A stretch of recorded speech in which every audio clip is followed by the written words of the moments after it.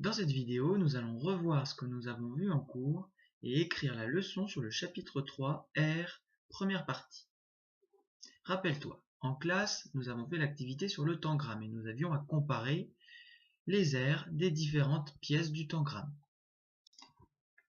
On a alors remarqué une chose, c'est que lorsqu'on arrive à placer complètement une pièce dans une autre, une figure dans une autre, alors cette figure a une plus petite aire.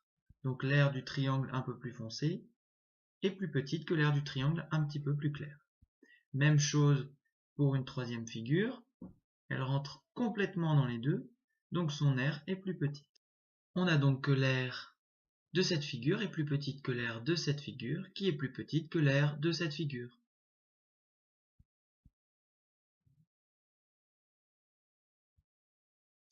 Mais souvenez-vous, on a rencontré un problème avec le carré. Bon, si on prend la figure de gauche, pas de problème, elle rentre complètement dans le carré. Donc le triangle a une aire plus petite que le carré. Si on prend la figure de droite, le carré rentre complètement dans cette figure,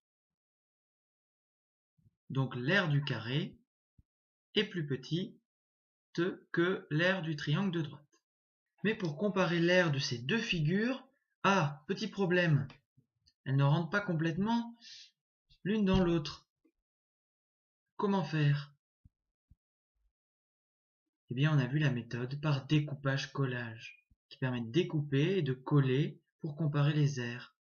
Ici, on voit clairement que l'aire du triangle et l'aire du carré sont égales.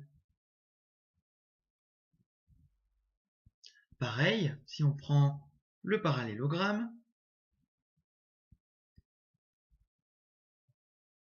par méthode découpage-collage, le parallélogramme rentre exactement dans le carré, ils ont donc la même aire. Donc si on résume, l'aire de ce triangle est plus petite que l'aire de toutes ces figures, qui elles sont égales entre elles, et toutes ces figures ont une aire plus petite que ce grand triangle.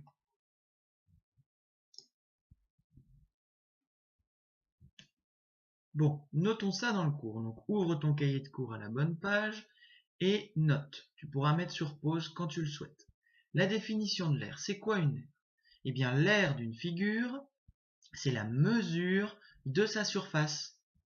Pour comparer les aires de deux figures, on peut les superposer. Tu peux mettre sur pause pour copier.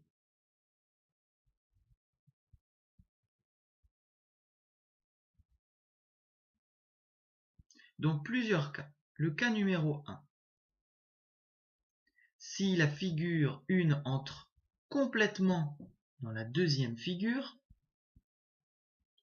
eh bien alors l'aire de la première figure est plus petite que l'aire de la deuxième figure.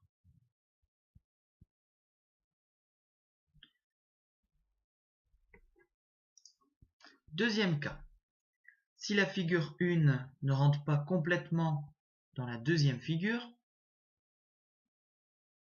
alors il faut utiliser une certaine méthode. C'est la méthode par découpage-collage. Tu peux souligner méthode par découpage-collage.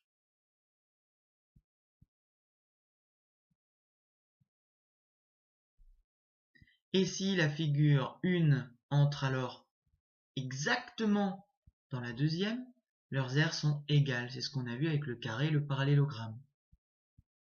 Bon, faisons des exemples pour illustrer tout ça. Illustrons le cas numéro 1. D'abord. Donc le cas numéro 1, on peut l'illustrer avec le petit triangle et le grand triangle. Donc prends tes figures du tangramme qui restent et colle-les comme ceci. On voit alors que le petit triangle a une aire plus petite que le grand triangle, parce qu'elle rentre complètement. Pour illustrer le cas numéro 2, c'est le cas du carré et du parallélogramme. Colle tes figures comme ceci, pour illustrer le fait que le parallélogramme rentre exactement dans le carré par méthode découpage-collage et donc leurs aires sont égales. Tu peux mettre sur pause pour copier.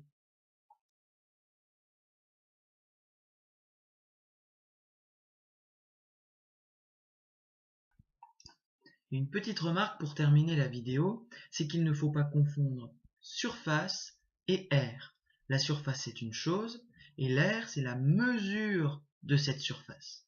Par exemple, si on prend le chat et l'oiseau, ils n'ont pas du tout les mêmes surfaces. On ne peut pas les superposer, rien du tout. Et pourtant, ils ont la même aire, puisqu'on a utilisé les mêmes pièces.